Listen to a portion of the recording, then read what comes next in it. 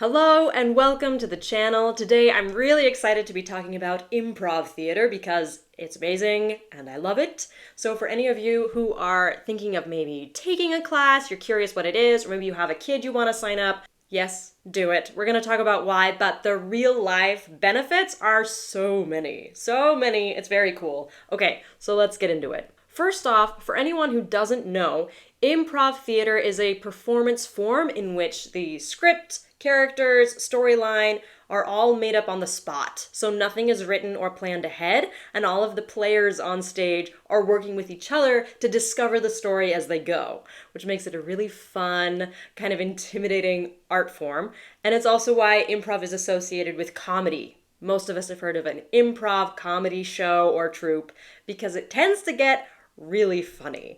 I have had the privilege of studying some improv back when I was in college and playing with a troupe, although I never performed. I didn't work with them often enough to perform, but it was so fun doing the games and exercises.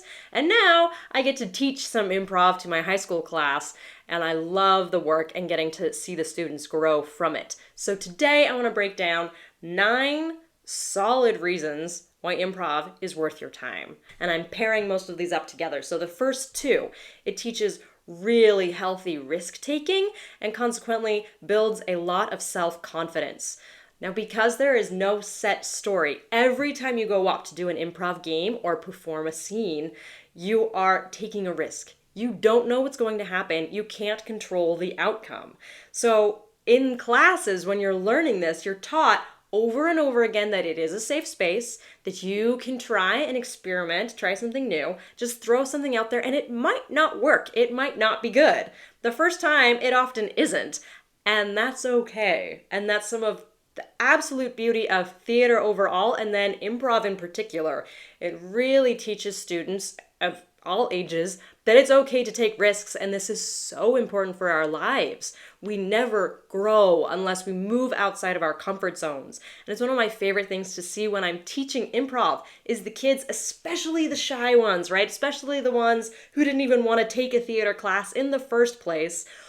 When they start to find that they can play a little bit, they can stretch themselves, they can try a new character, they can take a risk on stage and have it work out and have it pay off, because eventually it does, then their self-confidence really starts to grow. And this is something that works in our lives all the time. We don't build self-confidence or learn to rely on ourselves until we find that we can push our boundaries, explore new areas, and catch ourselves. We have to learn that we can kind of take care of ourselves, and we don't learn that if we always stay in our safe bubble. And improv is like risk-taking boot camp. It's almost nothing but learning to take risks, and it's so good in that respect. Builds a ton of self-confidence. So those are your first 2, and maybe arguably biggest reasons that it is worth any student's time. The 3rd and 4th also go together, and that is that it teaches you to take yourself a little less seriously. Love it.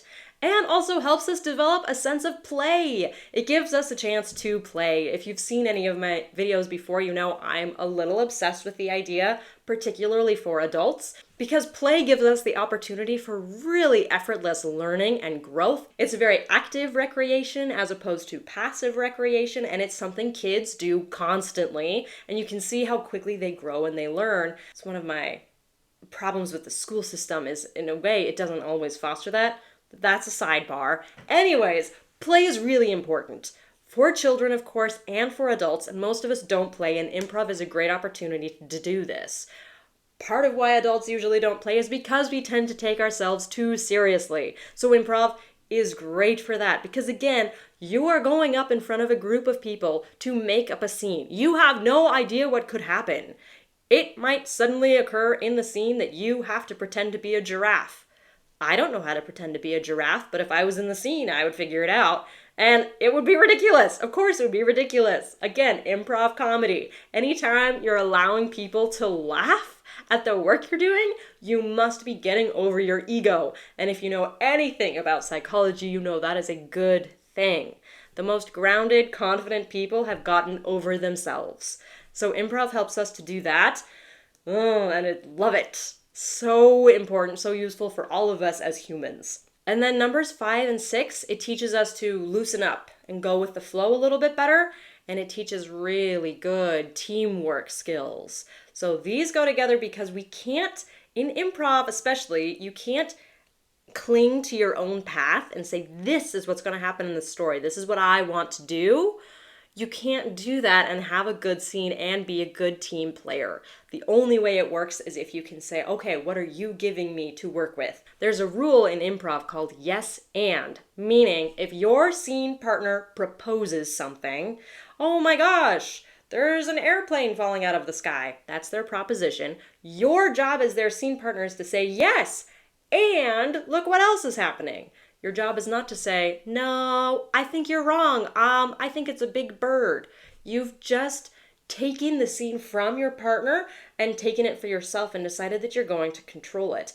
And if you watch improv theater, good performers don't do this. They always say, oh, you're right. Here's what else is happening. And you're building the scene. So you must, in order to be adept, in order to really have a good scene and be a team player, you have to take what they're giving you and play with it. So you can't be stuck in your own lane. And again, we can see how this applies to life overall. If you're someone like me who loves plans, I like to chart things out. I like to know where I'm going and what time I'm going to be there and to have life like follow my timeline. If you're someone like me, you know that that's not how the world works, and you can map things out as much as you like, but at the end of the day, we need to learn some flexibility. All of us need to be flexible and be able to give and take based on what's going on around us. And this helps us in our relationships too. I may have an ideal for what I want to happen in a day or how I want someone to respond to me, but I have to be able to work with what they give me. I can't just plow through and make my plan happen. Not if I want to be like a kind, generous person.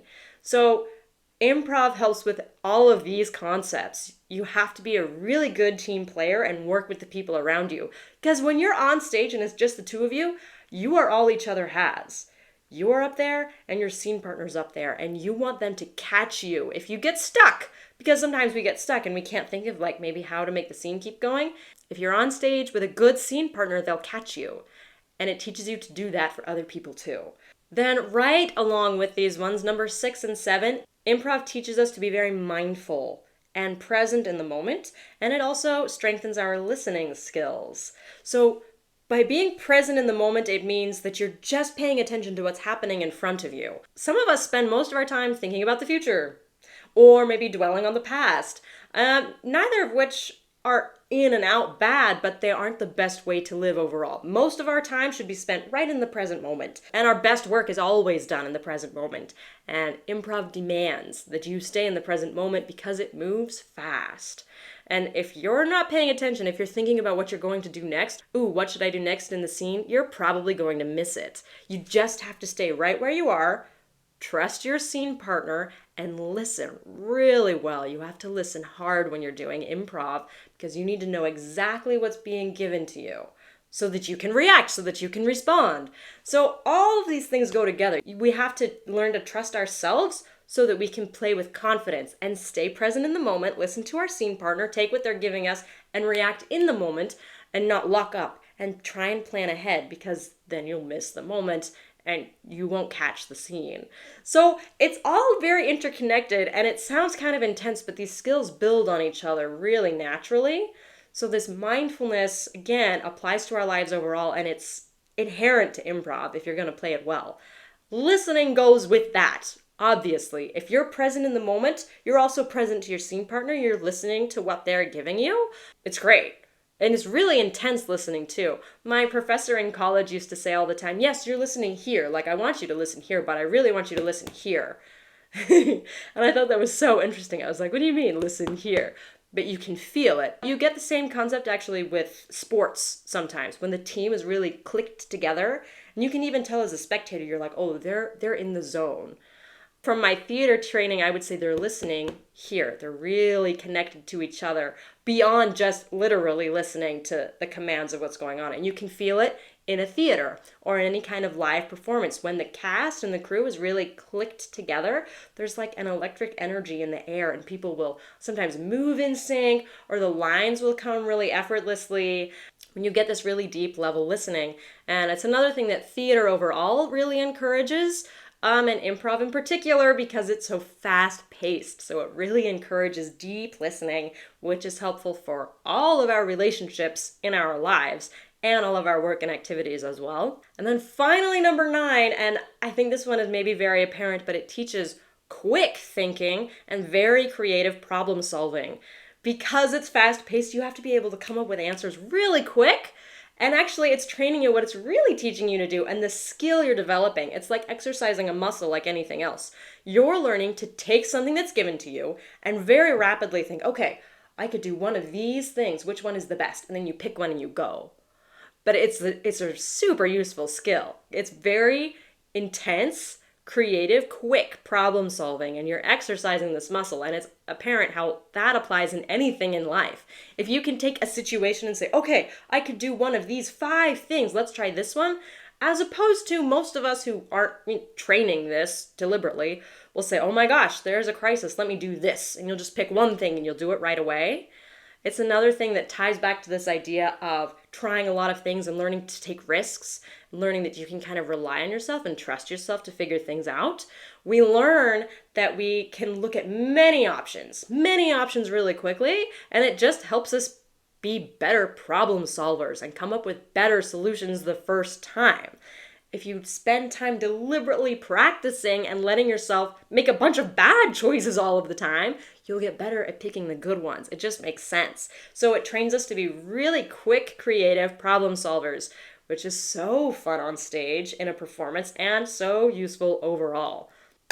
So there you go. Those are the 9, although there are probably more, but at least 9 reasons why I highly recommend anyone ever take an improv class if you have the chance. It's why I love teaching improv, because I can see the students learning these things that they don't get in the classroom otherwise. And many of these apply to theater and the arts in general, and a lot of them even apply to sports or any real team activity.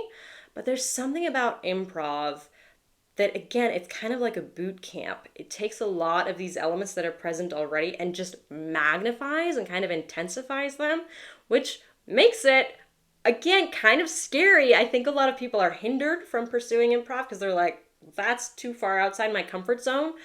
But because it's a little bit scarier, the benefits are bigger. You get so much from this kind of training and study.